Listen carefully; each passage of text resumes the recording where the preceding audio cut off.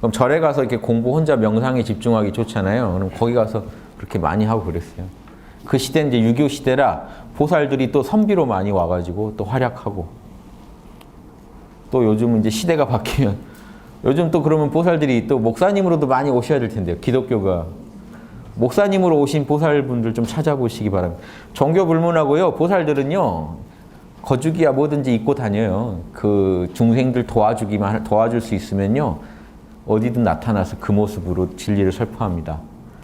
우리를 괴롭히는 많은 분들이 그 농담 삼아지만 역행보살이라고 반대로 행동해가지고 중생들을 자극시키는 보살도 있어요.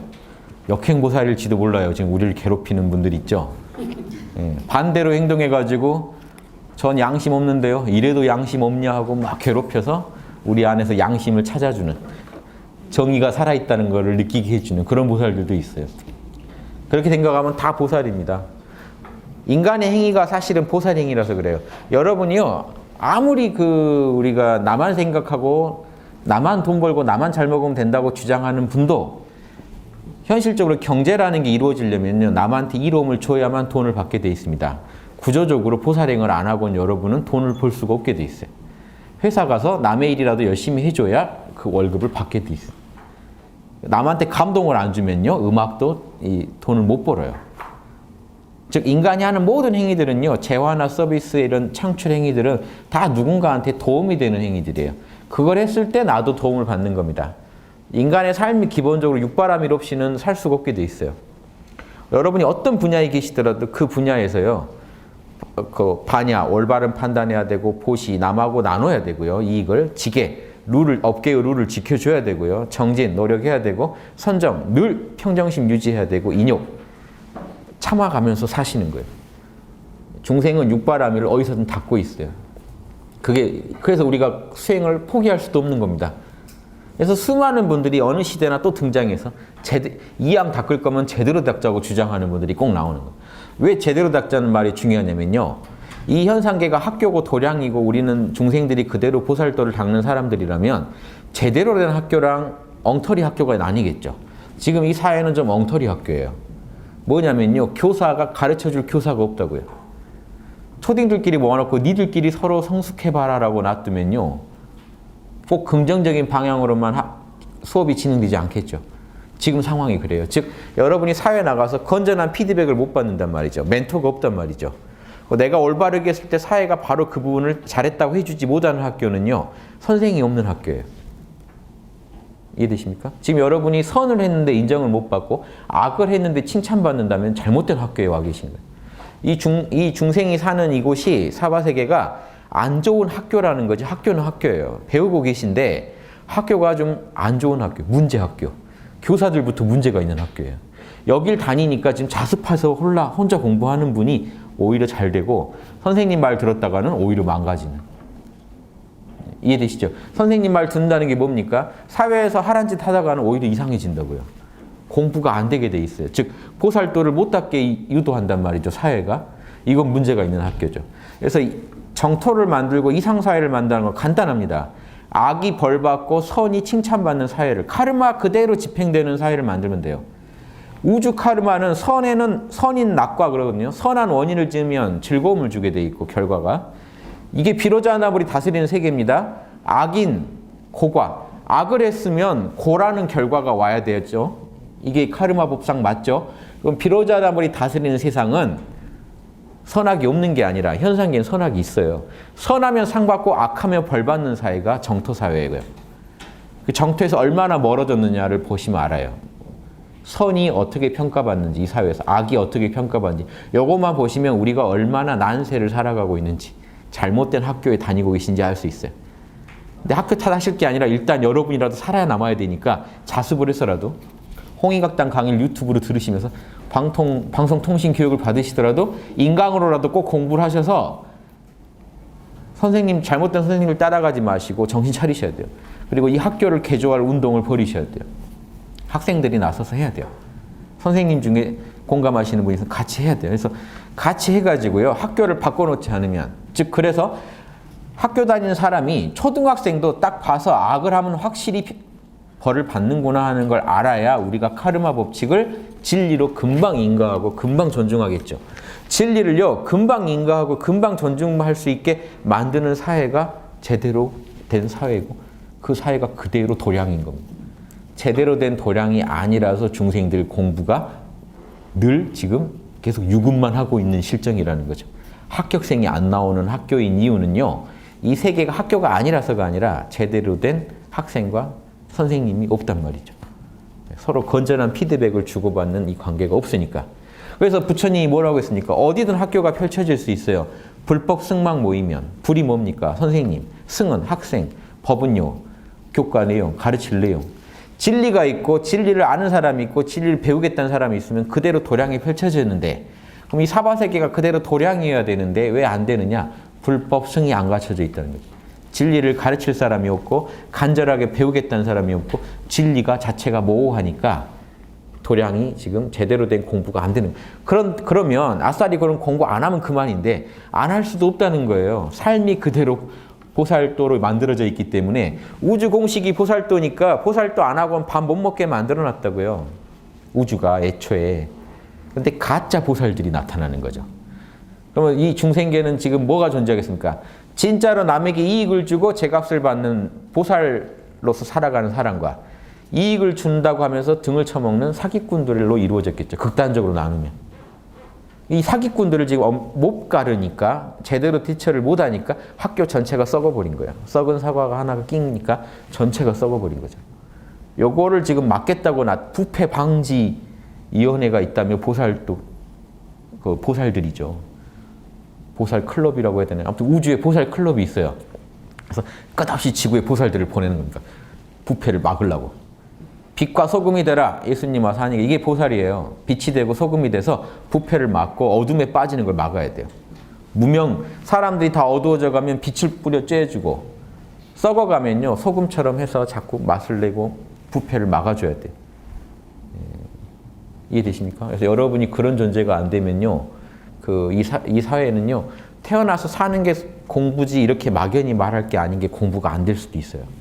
학교 보내놓는다고 다 공부하는 거 아니듯이 잘못된 학교는 뜯어 고쳐야 됩니다. 간단해요. 선이 상 받고 악이 벌 받는 사회. 부처님이 얘기한 선은 하고 악은 하지 말라는 게 사회적으로 권장되고 인정받는 사회가 정토사회예요. 막연하게요, 우리가 정토 그러면요, 오감이 만족되는 사회를 정토사회라고 생각하세요. 그럼 거기 천사들도 다 이뻐야 되고 다 막 꽃미남들 식스팩 가진 사람들이 와서 가르쳐주고 해야 되겠네요. 그렇죠? 정토는 그런 게 아니고요. 내가 양심적인 일을 하면 바로 알아주고 양심을 어기면 바로 누군가 와서 가르쳐주는 사회라는 거예요. 카르마가 그대로. 이게 예수님이 말한 하늘에서와 같이, 하늘에서는요, 카르마가 엄정히 집행됩니다. 땅에서도 그 뜻이 이루어지이다. 땅에서는 카르마가 엉망이에요. 그래서 예수님이 사형당하잖아요. 이해되세요? 뭔 얘기가 또 흥분했죠? 자, 다시 돌아가시죠. 진도. 12연계 관찰. 자, 12연계는요, 현상계 돌아가는 공식입니다. 그런데 12연기 자체가요, 대승이랑은 좀 안 맞는 구조를 갖고 있어요. 뭐냐면 12연기는 무명에서 출발하는 걸로 돼 있어요. 그럼 이미 그 가치관이 뭐가 있습니까? 현상계는 어두운 세계라는 게 있어요. 절대계가 열반은 좋고 현상계는 어둡다라는 전제가 돼 있기 때문에 이거는 초기 불교나 소승불교에서 중시하는 가르침이지 대승에서는 12연기를 활용해 먹지 12연기 본뜻 그대로 따라가진 않습니다. 그래서 대승의 12연기를 따로 정립해야 돼요. 제가 그 모델을 하나 보여드리려고요. 예전에 틱나탄 스님이 이걸 그대로 하시는 걸 봤어요. 다만 이제 저는 내용을 이제 제가 공부한 내용으로 바꾸긴 했지만 비슷한 그 시도를 틱나탄 스님이 어떤 책에서 하신 걸 봤어요. 그분도 똑같은 문제의식을 가진 거예요. 대승에서는 12연기를 어둡게만 보면 안 된다 하는 의식 때문에. 그런데 일단 12연기 자체를 한번 이해를 해보셔야지 우리가 이제 대승보살은 12연기를 어떻게 활용할지가 나오겠죠. 대승보살은요, 탐진치도 활용하셔야 됩니다. 탐욕, 현상계에서는 탐욕이 없으면 여러분 일을 못 하세요. 원도 탐욕이에요. 원이 안 이루어지면요, 분심도 일어나요. 근데 공부할 때 분심이 없으면 공부가 안 돼요. 분노도 하실 줄 알아야 돼요. 짜증도 내셔야지 공부가 된다고요. 중생 도와주는데 뜻대로 안 되면 짜증이 나는 게 당연하죠. 어리석음도 활용하셔야 돼요. 여러분도 어리석음이 뭔지 아셔야 중생의 어리석음도 아는 거고요. 어리석음을 적절히 활용하시지 않으면요. 보살도 중생부하러 왔다가 본인이 먼저 쓰러집니다. 왜냐? 너무 보살심이 강해서 지구 왔더니 지구에 있는 모든 악을 보고는 앓고 계실 수도 있어요. 아이고야 하고 도와주러 오셨다가 적당히 어리석어야 돼요. 이해되시죠? 내관할 아닌 거는 적당히 좀 마음 비우셔야 돼요. 몰라야 돼요. 그래야 사람이 살게 돼 있어요. 현상계는요, 한 개체가 서는데 그렇게 쉽지 않아요. 그래서 보살로서 오셨다는 건요, 인간의 어떤 힘든 삶도 존중해 주는 겁니다.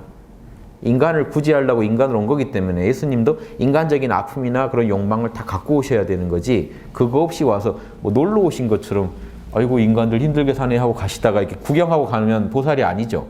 그럼 인간의 힘든 걸 다 봤기 때문에 탐진치도 그대로 보살한테는 보살도의 도구란 말이에요. 12연기도 똑같은 관점에서 접근하시면 되겠습니다. 그래서 무명 자체도 모든 법이 청정하다고 했기 때문에 대승보살한테는 무명도 청정한 거예요.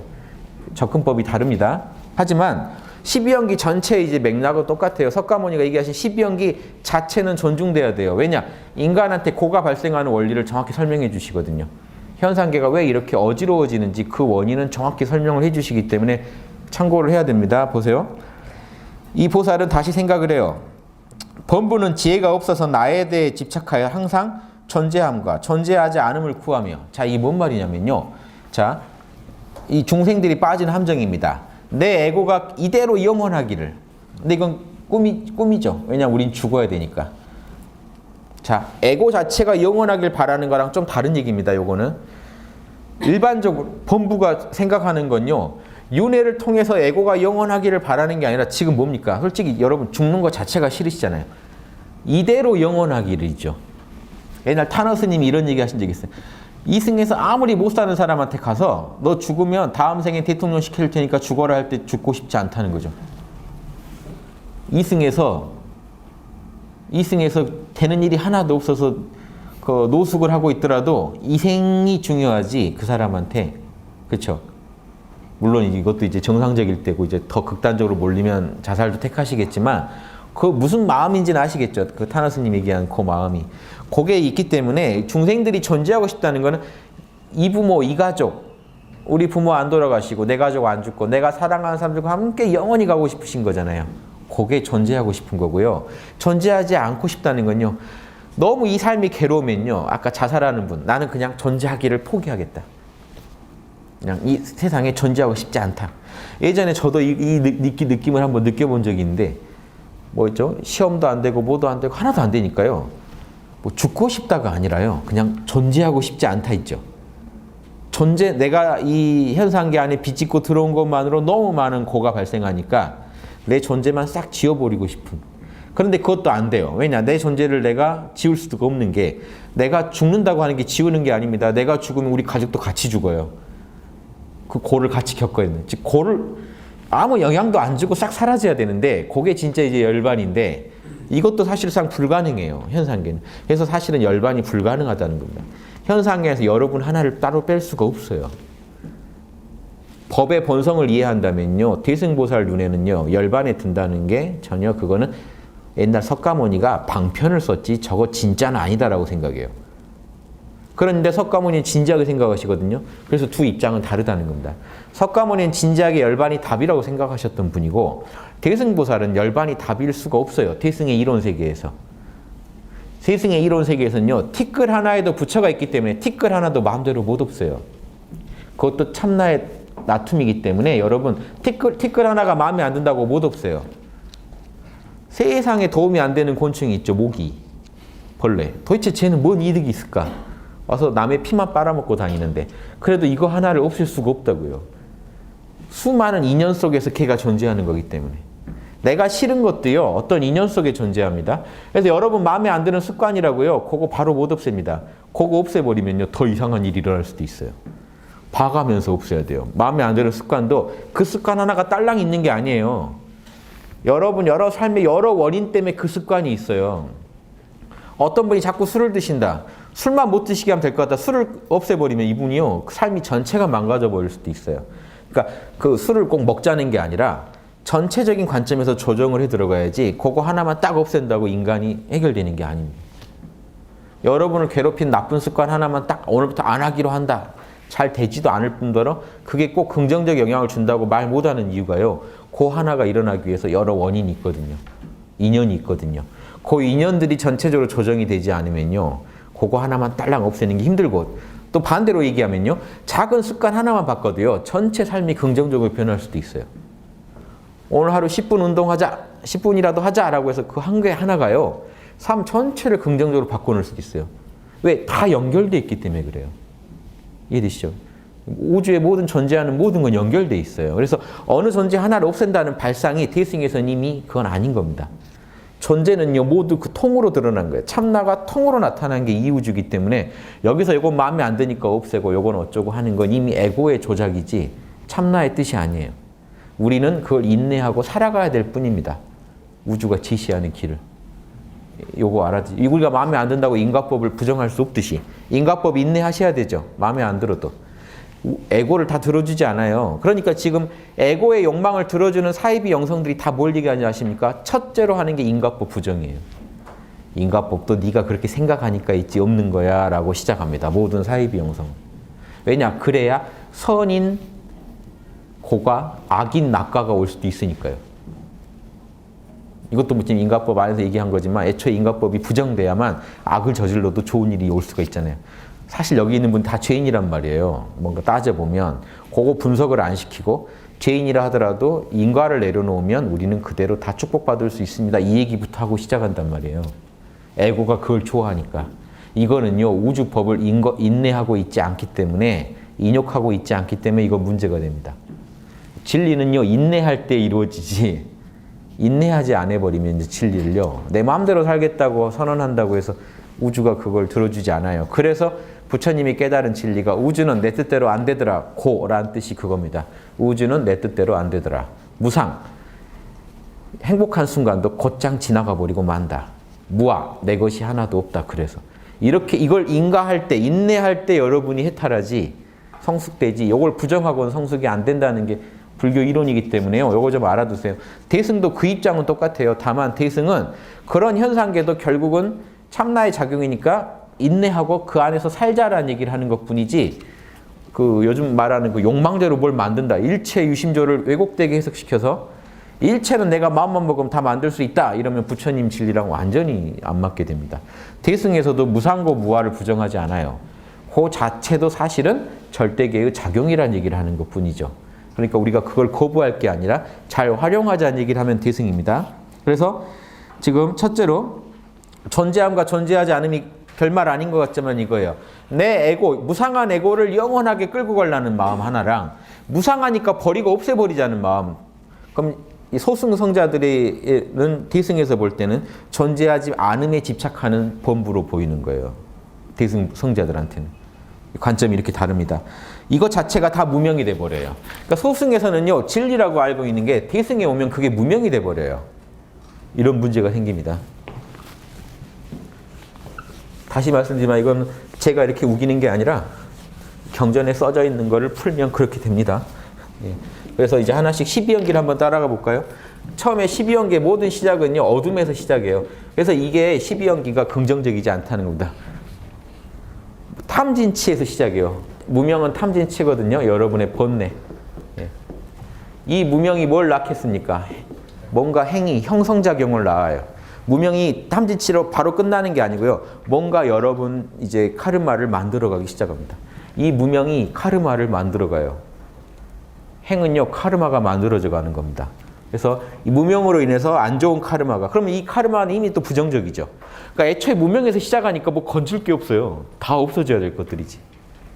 이게 대승불교에서 지금 12연기를 얘기하면서도 소승의 12연기를 가져오니까 또 모순에 빠지는 게 이런 겁니다.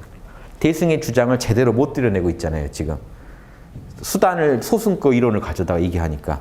자, 그런데 이 지금 무명에는요, 그런 망상이에요.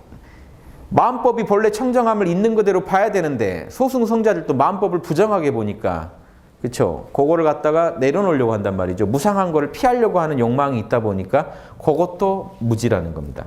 영원히 살고 싶은 것도 무지지만 사라지고 싶다는 것도 무지가 돼요. 그 무지로 인해서 이런 무지가 우리 내면에 자리 잡고 있으면 뭔가 조작이 일어납니다. 행을 하게 돼요.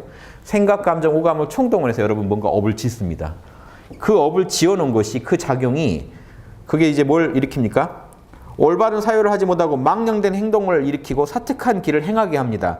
그게 결국에서 이제 그렇게 행하며 자 어떤 행위들을 하냐면요. 그 행위를 좀 설명해 주네요. 첫 번째 죄를 짓는 행위, 악업을 저지르는데 요거는요. 지금 이게 불교에서 그 업을 나누는 삼업인데요. 세 가지 업을 나누는데 그 행위들을 세 개로 나누는데 첫 번째 죄를 짓는 행위. 죄를 짓는 행위를 하나 하고요. 그 다음에 뭡니까?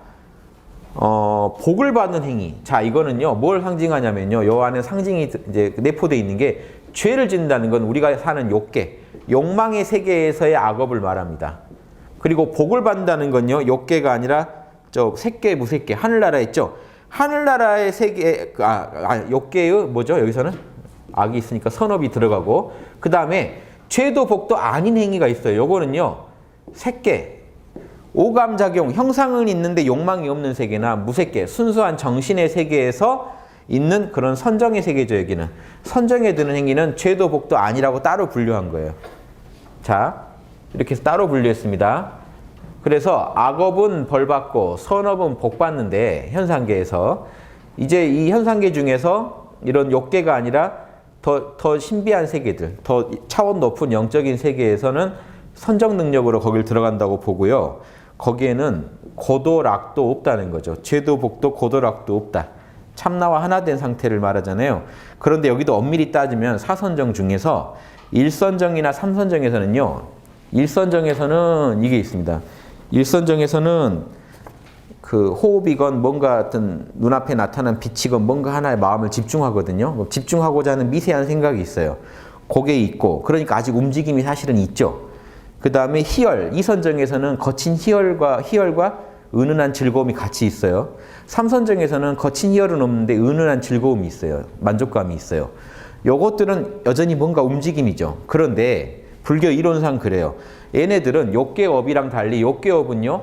여기서 지어서 그 복으로 죄로 지옥을 가고 여기서 지어서 그 복으로 천국을 가는데 색계, 무색계 선정에서 짓는 그 업들은 미묘한 이 업들은 그 자리에서 짓고 그 자리에서 받는단 말이에요. 즉 다른 과보가 없고 그냥 명상을 미세하게 방해하는 그 업과 그 과보가 그 자리에서 바로 이루어지기 때문에 얘네들은 움직임이 없는 업이라고 한다는 거죠.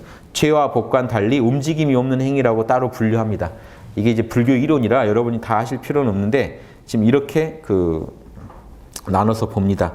자, 그래서 이걸 쌓고 모아서 증장시킨다. 이런 업들을요. 그러니까 속세에서 죄도 짓고 착한 일도 하고 명상도 들면서 이렇게 업을 쌓아간다.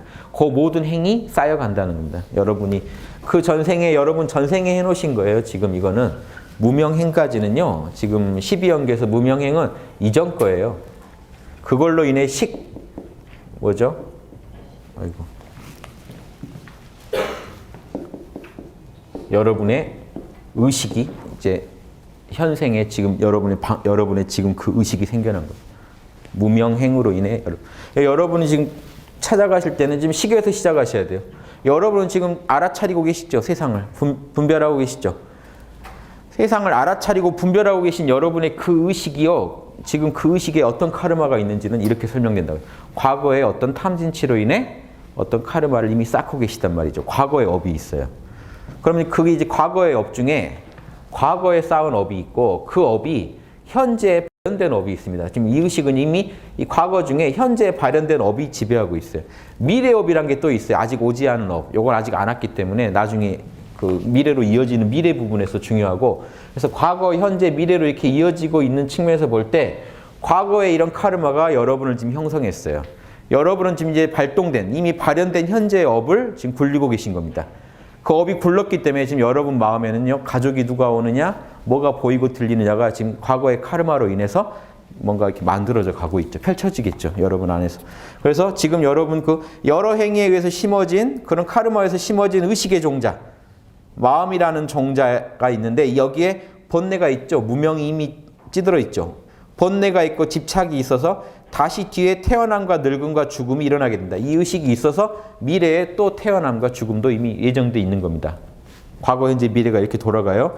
그런데 업은 밭이 되고 여러분이 그동안 지으신 업은 밭이 되고 의식은 종자가 씨알이 되고 무명은 그걸 덮어줘서 그리고 가래, 욕망이 거기에 수분이 돼서 윤택하게 해주면서 나라는 교만이 물을 대주면 그리고 견해의 그물, 잘못된 견해의 그물이 여러분을 이제 덮어서 잘 자라게 해주면 뭐가 생겨나요? 이 의식에서. 이 의식이 방금 이런 카르마와 이런 잘못된 그런 그 업보들에 인해서 그리고 그 집착, 아집과 이런 법집. 나라는 교만은 아집이고요. 견해의 그물은 법집이에요. 여러분을 가로막는 이 두 개의 장애가 뭐라고 했죠? 무지랑 아집이라고 그랬죠? 이 아집은 나에 대한 집착이잖아요. 내가 제일 귀하다. 무지는요. 현상계 법을 잘 몰라서 일어난 거기 때문에 법집이라고 그래요. 그래서 아집과 법집 이렇게도 얘기합니다. 무지와 아집 때문에. 나라는 교만과 견해의 잘못된 무지의 편견 때문에 여러분 의식은요. 무슨 짓을 하게 돼 있냐면 명과 색의 싹이 의식에서 태어나게 됩니다. 즉 여러분 정신이 있으면요. 반드시 뭐가 나타나요? 여러분의 카르마의 바탕을 두고 명, 이름과 색깔이 나타나는데 색은 지수화풍이고요. 명은 수상행식입니다. 색이 있죠? 색 아닌 게 수상행식이 이해되죠? 색 아닌 거는 명이라고 하는 거지. 이름으로만 구분되는 이런 생각과 감정들. 형체는 없고 이름으로 구분되는 것들이 있죠. 그걸 명이라고 합니다. 추상적인 표상인데요. 여러분 마음 안에 있는 추상적인 것들. 생각이나 감정. 감정도 사실은 구체적인 건데요. 그건 또 따로 얘기하죠. 자, 색은 지수화풍. 예. 땅, 물, 불, 바람. 물질을 이루는 요소들이고요. 명은요. 수상행식. 정신의 요소예요. 자, 보세요. 의식이 발동하면요. 정신작용과 물질작용이 일어난다는 겁니다. 생각, 감정, 오감. 합치면 생각, 감정, 오감이 발생한다는 거예요. 결국 정신이 구르기 시작하는. 구를 때 그냥 구르는 게 아니라 여러분 안에는 이미 특정 카르마가 있기 때문에 그 카르마가 발현되기 때문에 여러분마다 생각하는 방식이나 느끼는 방식, 그리고 또 뭐죠? 보고 듣는 오감의 세계가 달라요. 환경이 달라요. 마음 위주로 보는 겁니다. 여러분 마음에 각자 다른 게 나타난다는 겁니다. 마음 위주로 보셔야 돼요. 불교는 지금 마음으로 설명하는 방식이니까 여러분 마음에 이런 다양한 개념적인 표상과 구체적인 표상들이 나타나서 여러분 마음을 수놓는다는 거. 그런데 따지고 보면요. 감정도 되게 구체적이거든요. 자, 1 더하기 1은 1하는 거 보편적인데 지금 느끼는 이 슬픔은 구체적이에요. 그런데 내가 그걸 슬픔이라고 불러버리면 보편적이 돼요. 근데 그 슬픔이라고 이름 붙여지기 전에 그 감정은 구체적이죠. 예, 그거는 이것만큼 구체적인데 형체가 없다는 측면에서 지금 이쪽에서 처리하는 겁니다. 이름으로 구별되는 정신작용과 색깔로 구별되는 구체적인 물질작용을 나눠서 얘기합니다. 자, 명색이 나눠지면 뭔 짓을 할까요? 저게. 그 다음에 고개 싹이 나면요. 12연계를 지금 총체적으로 자, 12연계를 어떤 관점에서 관찰하냐면요. 연계의 요소가 서로 어떻게 이어지는지 관점에서 지금 설명해 가는 겁니다. 12연기를요, 10가지 관점에서 다양하게 설명을 해요, 화엄경은. 다 12연기 얘기인데, 첫 번째, 연계의 각 요소, 12가지 요소죠. 12요소가 어떤 식으로 서로 연결되면서 연결되는지를 설명하는 겁니다. 자, 정신작용과 그 물질작용이 발생하면요, 유깁, 6가지 인식의 감각기관이 생겨나요.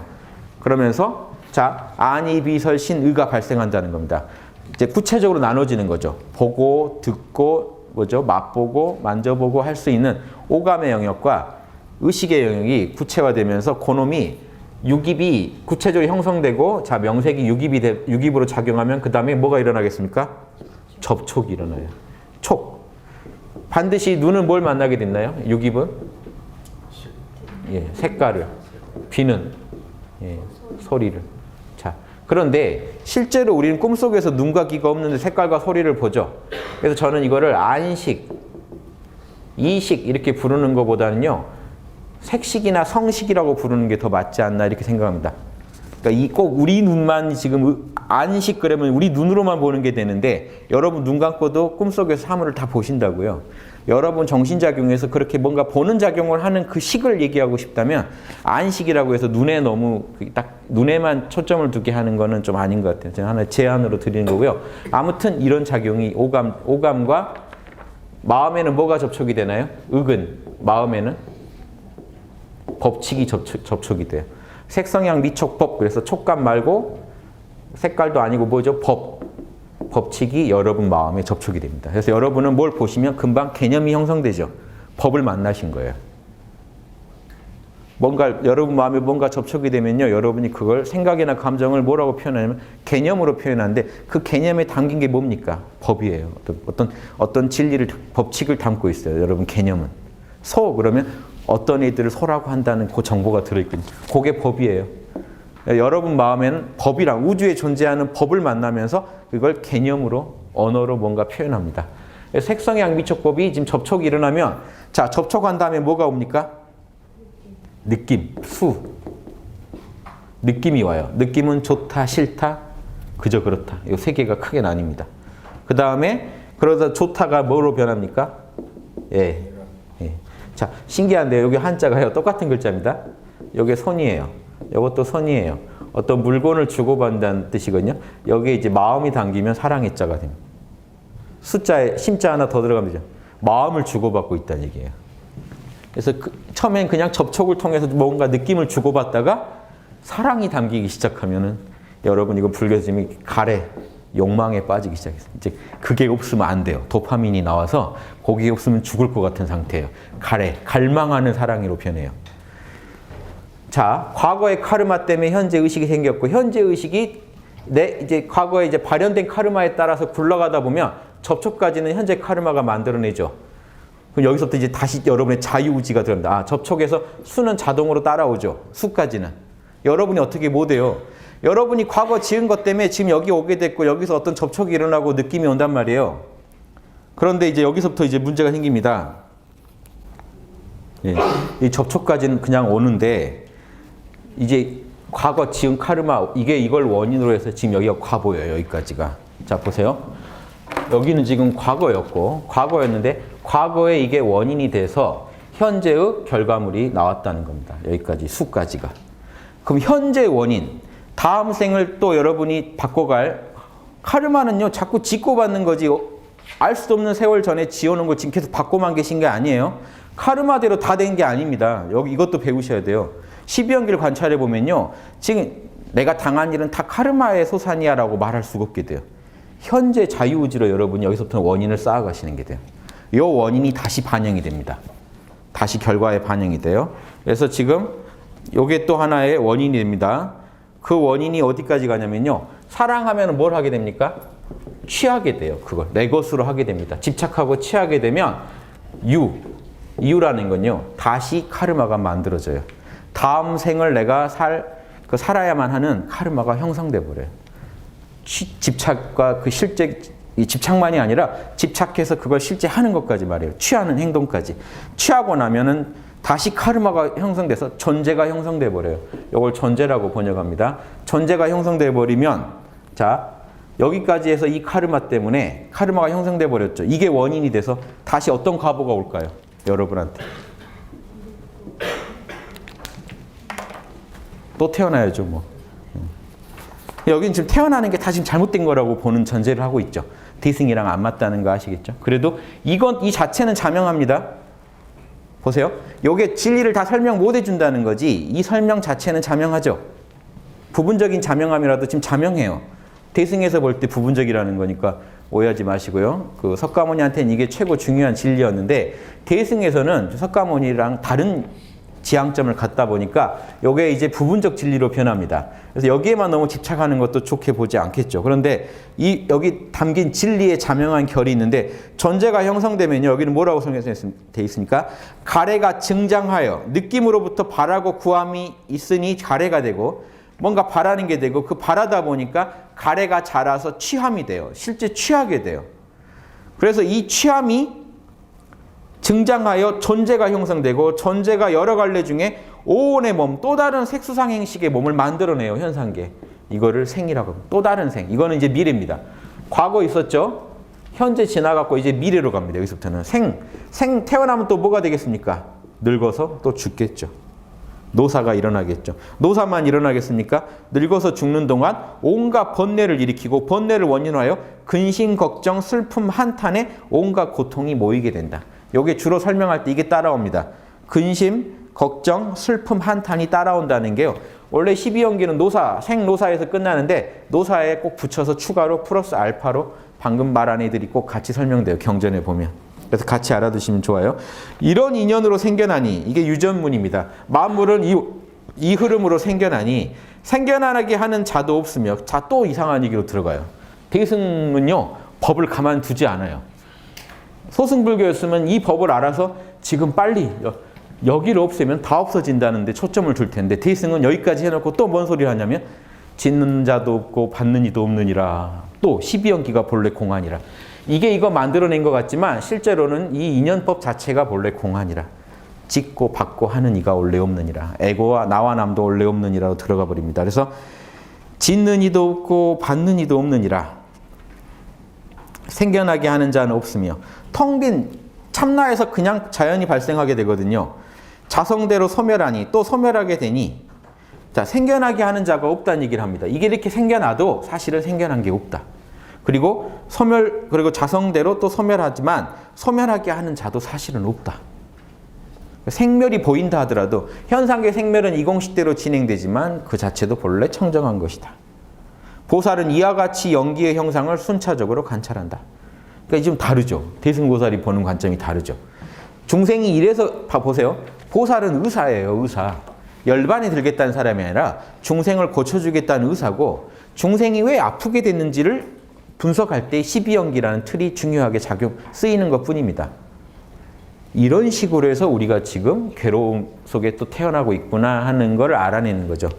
중생의 경우. 자, 왜 제가 중생의 경우라고 한정하냐면요. 이렇게 해서 지금 우리가 12연기를 돌리는데 그래서 이걸 그 3세 양중인가라고 제가 밑에 해놓은 게 이겁니다. 자, 보세요.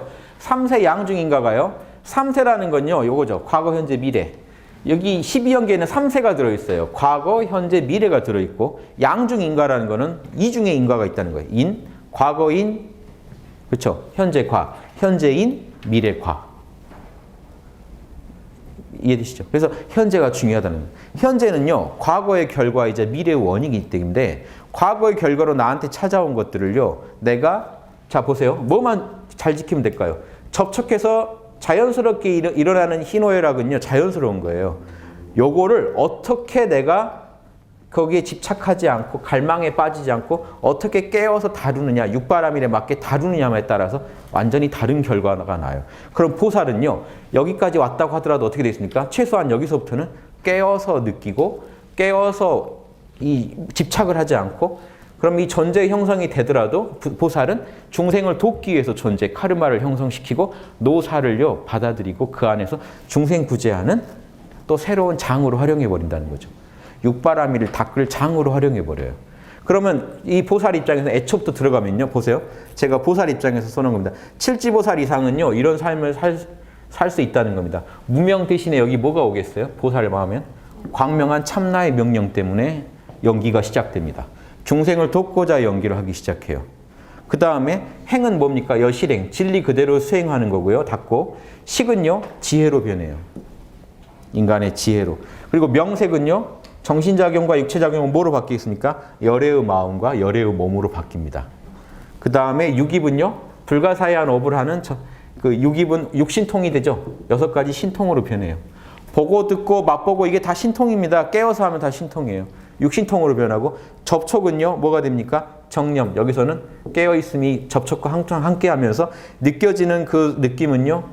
선열과 자비심, 법열로, 진리의 희열로 바뀌고 여기서 가래는 무탐, 보시바라밀이 와서 무탐으로 막아주고 여기에는 무집착으로 취는 무집착으로 바뀌고 유는 불멸의 선한 과보를 짓게 되니까 당연히 존재가 형성되면서 중생을 구할 윤회를 통해서 영원히 중생을 구제하게 됩니다.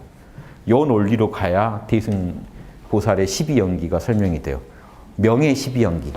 지금은 소승의 12연기는 무명의 12연기고요. 대승의 12연기는 광명의 12연기가 돼요. 위대한 원을 세워서 큰 원을 세워서 광명한 참나에 기반해서 큰 원을 세우고 이 윤회계의 삶을 경영하는 그런 인과가 펼쳐지게 할 수 있겠죠.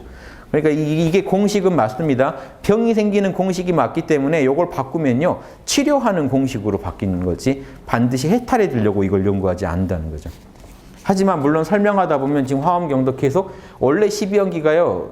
초기 불교 때부터 계속 설명되어 오던 소승의 중요한 교리가 되다 보니까 그런 부분 또 석가모니가 실제 내가 이걸 깨달았다고 한 얘기가 12연계이기 때문에 존중돼서 지금 12연계 원결을 그대로 얘기해 주면서도 계속해서 살짝 다른 식 설명을 집어넣고 있는 이유가 이렇습니다. 그 뒤에 한번 보실래요? 이걸 12연계를요. 그래서 불자여 요걸 좀 7번까지 하고 또 좀 쉴게요.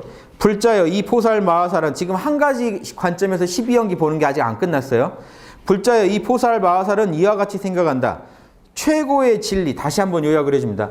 최고의 진리를 마음법이 본래 청정하다는 걸 모르는 게 지금 무명이 돼버려요. 이게 좀 전혀 관점이 다릅니다. 예, 소승에서는 그냥 나에 대한 집착과 무지가 그냥 이 무명이었다면 좀 더 구체적으로 대승에 오면 마음법이 본래 공한 줄 모르는 것도 지금 무지가 돼요. 그래서 이 무지의 내용이 좀 더 바뀌는 거예요. 자, 아무튼 최고의 진리를 본래 깨닫지 못한 거, 생멸이 본래 없는 줄을 모르는 거, 이거를 무명이라고 부르고 무명으로 업을 지은 과보를 행위라고 하며 행위에 의지하는 처음의 마음이 의식이요. 의식이 곧 사치원, 네 가지 집착하는 집착의 다발, 오온이에요. 색수상행식을요. 보세요. 어떤 분이 그 황당한 주장하시는 분 제가 봤어요. 오온은 색수상행식이고 오 취할 치자 취온이라는 게 있어요. 요거는 전혀 다른 거라고 분석하시는 분들이 있는데요. 그 착각하시는 오는 색수상행식, 생각감정, 오감이고요. 취는 색수상행식이 집착의 대상이 될 때 취자를 더 넣어줍니다. 즉 집착의 대상이 되는 오온이에요. 집착하고 있는 생각감정, 오감을 오치온이라고 그래요. 근데 이거랑 이걸 전혀 별개인 줄 알고 이렇게 얘기하시는 분들도 제가 본 적이 있어요. 오온, 오치온은 그냥 오온입니다. 그러니까 의식이 생겨날 때 식이 생기면 색수상행도 같이 생겨나겠죠. 그래서 이게 식이라면 명색이라는 거 별게 아니라 색수상행식이 갖춰지는 것뿐이라는 거예요. 자, 식이 먼저 생겨난 다음에 그 식별 능력으로 인해서 색을 식별하고 느낌을 식별하고 행위를 식별하고 그 상을 식별하다가 색수상행식이 다 나타난다. 그게 명색이다. 이해되시죠? 명색이 이제 어려워하지 마세요. 색수상행식이 명색입니다. 여기 색이 있고 명은 식과 명 사이에 있는 수상행이나 수상행식을 말한다고 생각하시면 됩니다. 수상행식이죠. 원만하게 말하면. 자, 그렇게 돼서 명색이 증장하여 6가지 인식이 일어나는 자리가 형성이 되고 6가지 인식기관과 6가지 대상과 6가지 인식이 서로 합하게 되면 접촉이 일어난다. 접촉은 뭡니까? 눈을 통해서 눈과 눈 안에 작용하는 안식이, 마음작용인 안식이 안근이라는 눈을 통해서 색깔을 만나는 행위. 셋이 만났을 때 삼합입니다. 셋이 만나면 접촉이라고 합니다. 둘만 만나도 접촉인데 더 정밀하게 설명하면 셋으로 설명해요. 그래서 12처라고도 하고 18개. 3, 6, 18.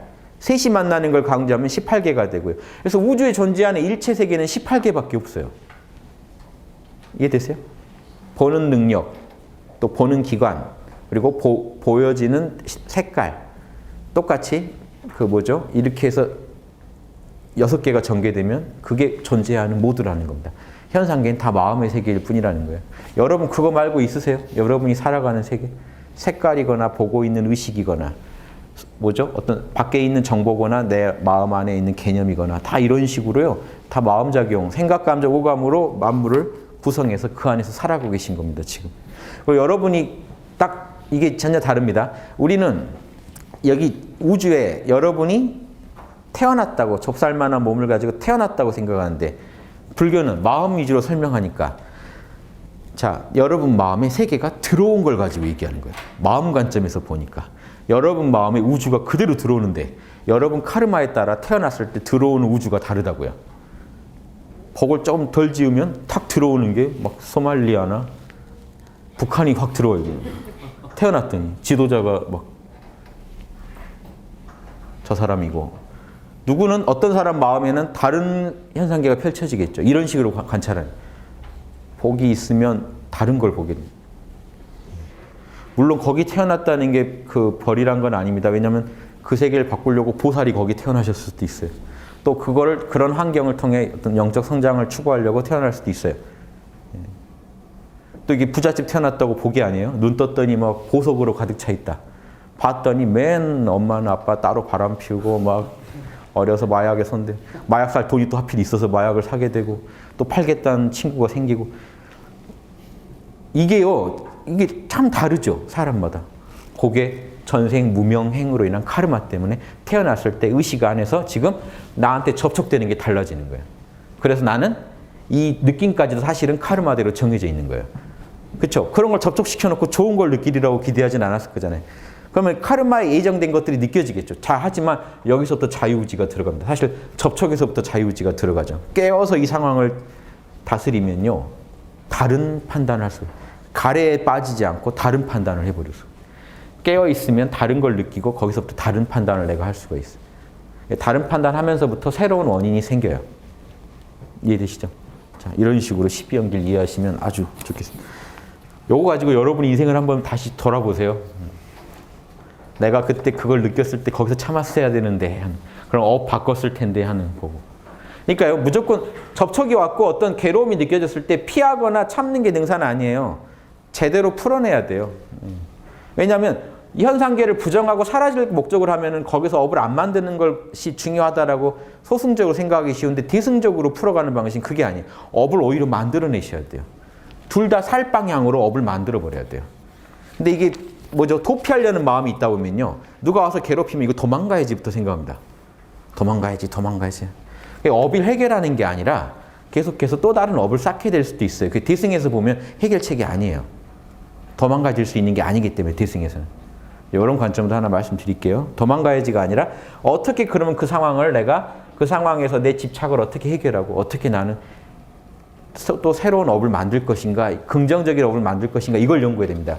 학당에서 지시하는 거 뭡니까? 접촉이 와서 어떤 느낌이 일어날 때 깨어서 그 느낌을 바로잡아서 양심 분석을 한 다음에 행동을 자명하게 해버리시라는 육바라밀에 맞게 해버리시면 업이 만들어지는 걸 두려워하지 마시고 육바라밀에 맞는 업을 만드시기만 하면 돼요. 그러면 다음 생도 또 수행의 도량이 되고 중생을 도울 수 있는 도량에 또 태어나서 계속해서 돌을 닦아가시면 되거든요. 이게 이제 차이입니다. 그래서 이 접촉과 함께 생겨나는 게 느낌이고 느낌에 물들어 집착하는 것이 가래고 가래가 증장하면 취하게 되고 취하면 번뇌가 있는 그 업이 존재하게 되며 그 업을 따라서 오온이 다시 또 태어나서 또 색수상행식이 다시 태어나고 그에 따라서 다시 오온이 무너지게 되면 이제 늙고 죽게 된다는 거죠.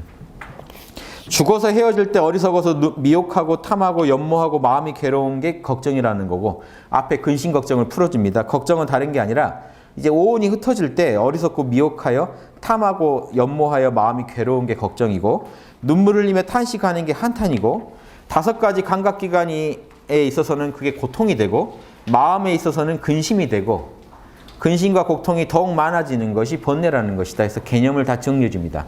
인간의 개념에 지금 마음작용이죠. 색수상행식의 작용이 아니고요. 그 단순히 색깔의 작용이 아니고 그 어떤 상의 작용이죠. 개념화하는 거죠. 그러면 생각과 감정의 작용이 있죠. 지수화풍의 작용 말고 생각과 감정의 작용들 아까 왜 이름이라고 부르냐면요. 이렇게 언어를 가지고 잘 구별하기 때문에 이름이라고 하고 형체가 없고 이름으로만 구별되니까 또 그게 왜 의근은 법을 상대로 한다고 하냐면 그 각각의 뭔가 다 다르지 않으세요? 슬픔과 근심과 한탄이 각각 다른 법을 가지고 있어요. 그래서 여러분 마음속에서 각각 다른 이름을 갖게 됩니다. 다른 개념으로 저장이 돼요. 그래서 여러분 마음을 누굴 만나고 있다는 겁니까? 법을 만나고 있어요. 사실은. 이것도 재미있는 생각입니다. 여러분은 법을 만나고 이건 초기 불교 이래로 내려온 생각이에요. 여러분 마음은 법을 상대하고 계십니다. 법을 인식해서 개념화하고 계신 거예요. 토끼, 사자, 말 다 이거는 법을 만나고 계신 거예요. 그 사자, 개별적인 사자 자체를 만나면 시각의 대상이 돼버리겠죠. 만져보면 촉각의 대상이 되고 그렇지만 그 소를 만들어내고 사자를 만들어낸 그 법 자체를 여러분이 받아들일 때는 개념으로 마음에서 받아들이십니다. 여기까지 아시면요. 불교가 설명하고 있는 게 엄청 많다는 거 아실 수 있어요. 정밀하고. 자, 이렇게 해서 자 마지막 한 줄 단달락 볼게요. 이와 같이 나도 나의 것도 짓는 이도 받는 이도 없는 가운데 또 이 소리를 합니다. 이게요, 12연기가 참나에서 자동으로 펼쳐지는 거지 거기에는요, 이 자체도 본래 청정하기 때문에 나와 남, 이 안에서 보면 짓느니 받느니가 다 있는 것 같지만 그것도 본래 없다. 그런 가운데 고통의 나무는 증장한다. 그런데 이 12연기가 쌓여가면 중생들은 괴로워진다. 중생이 왜 아픈지를 설명하는데 지금 12연기를 활용하고 있습니다. 근데 아까 말씀드렸죠. 이게 병리라면요, 생리가 있겠죠. 병이 이렇게 생긴다면 어떻게 하면 낫는다도 있어야 되잖아요. 그 낫는 원리가 아까 제가 말씀드린 밝음의 연기는요, 중생을 고치는, 어떻게 해서 치료가 되는지에 대한 연기예요. 요건 어떻게 중생이 아픈지에 대한 연기예요. 어떻게 고통이 시작됐는지, 무명으로 인해서. 근데 광명이 들어가면 어떻게 거기가 다시 정상화되는지가 나오겠죠. 대승불교는 정상화를 시키고 싶은 거고, 그렇죠? 소승불교는 아예 이것도 저것도 다 없애버리고 업 자체에서 초월하겠다는 발상이고, 두 개가 다릅니다. 그래서 이 대승은 초월할 게 없다는 얘기를 하려고 애초에 없다는 얘기를 자꾸 하는 거예요. 어디 열반으로 갈 필요가 없어요. 애초에 없는 거니까. 이해되세요? 12연기가 본래 공한 거니까 애초에 딴 데로 어디 가실 데가 없다고요. 12연기에 의해서 난 어디로 가야겠다, 그게 아니라 12연기 자체가 공하다니까요. 마음의 작용일 뿐이니까 그거랑 싸울 필요가 없다는, 참나의 작용이니까. 짓는 이가 있다면 짓는 일이 있을 것이고, 하지만 짓는 이가 없다면 짓는 일도 없을 것이다. 누가 짓는 존재가 없다면요, 이걸 받아야 할 대상도 없고 이런 행위도 없는 거니까, 애초에 청정한 거니까 최고의 진리에 의하면 모두 얻을 수 있는 것들이 아니다. 12연기도 본래 공하다, 이러고 끝내버려요. 요게 대승의 맛입니다. 12연기에 너무 매이지 마시라고요. 이거는 중생의 아픔을 치료해 줄 때 여러분이 참고하셔야 할 공식입니다. 이렇게 아프게 됐구나. 왜 중생이 이렇게 어둡게 태어나서 죽고 있으면서 지금 자꾸 학년을 못 올라가고 유급만 계속하고 있는가? 이 이유 때문에 그래요. 보세요. 이 이유에 여기 한번 걸리면 죽겠죠. 이 수레바퀴에 걸리면요, 12연계 보세요. 탐진치 한번 어두우면요, 어두움의 카르가와가 여러분을 지배하고, 여러분이 지금 보고 듣는 것까지 지배하고, 거기서 느낌을 여러분이 깨어서 못하고 다시 그 업대로 끌려가서 판단해 버리신다면 자유의지가 있어도 못 써먹고 여러분은 더 일이 안 되는 방향으로 자유의지를 쓰게 돼서 그게 다시 여러분 삶을 어둡게 해요. 악순환입니다. 악순환이 일어나는 지금 공식이에요. 한 번 들어선 탐진치가 여러분 인생을 얼마나 망가뜨릴 수 있는지에 대한 얘기예요. 그런데 이 탐진치를 조금이라도 밝음의 지혜로 바꿔놓으면, 지혜와 탐진치의 반대는 지혜와 사랑이겠죠. 지혜와 사랑으로 바꿔놓으면 어떻게 될까요? 역지사지와 거기에 진리에 대한 자명함이 들어가 버리면 다 바뀌어요. 성숙한 인생의 여정이 펼쳐집니다. 그러면 우주를 두려워할 게 아니고 그냥 밝음의 연기로 계속해 살아가면서 남들도 고쳐주고 나도 스스로 뒤집지 않고 선순환이 일어나죠. 선의 순환이 일어나죠. 요게 대승의 목표는. 그러니까 이거 자체를 없애려고 하지 말고 12연기를 받아들이되 본래 청정하다라고 생각해 버리라는 거예요. 탐진치랑 싸우지 말고 탐진치도 본래 청정하다는 걸 알고 좋게 그냥 쓰시라는 거예요. 그걸 이용해서 화엄세계를 만드시라는 거예요. 진리가 현실화되는 세계. 육지보살이 제일 잘하는 게 뭐라고 했나요? 이런 공의 세계에 있는 진리를 현상계에다 끌어내는 거, 나타내는 거 제일 잘한다고 그랬는데, 만약에 이 12연기가 맞다면 육지는 뻘짓이죠. 공으로 들어가고 끝내야지 왜 도대체 공에 있는 걸 왜 나타내고 있어요? 무상한 현상계에서.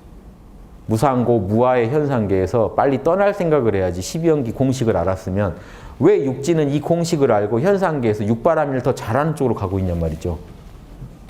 이거는 석가모니도 좀 보여주는 모순입니다. 팔정도를 그렇게 또 강조하세요. 그러면서 열반을 강조하니까 모순이 일어나는 겁니다. 팔정도를 더 잘하는 쪽으로 가면 대승불교가 나오고, 열반을 강조하다 보면 소승불교가 나와요. 석가모니 안에는 이런 모순적인 모습이 그대로 있습니다. 그걸 해명하려다 보니까, 일관되게 해명하려다 보니까 대승식 해명이 나와버리면 대승불교로 나오고, 열반을 더 중심으로 놓고 해명을 전체를 논리를 깨면 살았을 때만 팔정도 하고 빨리 열반에 들는 게 장땡이다가 되고, 대승식 논리는 열반에 든 게 문제가 아니라 팔정도 잘하는 게 중요하다고 그래서 팔정도를 잘하려면 현상계에 계속 와가지고 또 하고 또 해야 된다는 결론에 도달해요. 이렇게 다르죠.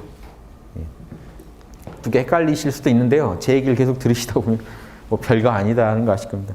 그래서 이런 머릿속에 내비가 선명해야 여러분이 가시는 길을 정확히 안내해 줄 것 같아서 말씀드립니다. 5분 쉬고 다시 하겠습니다.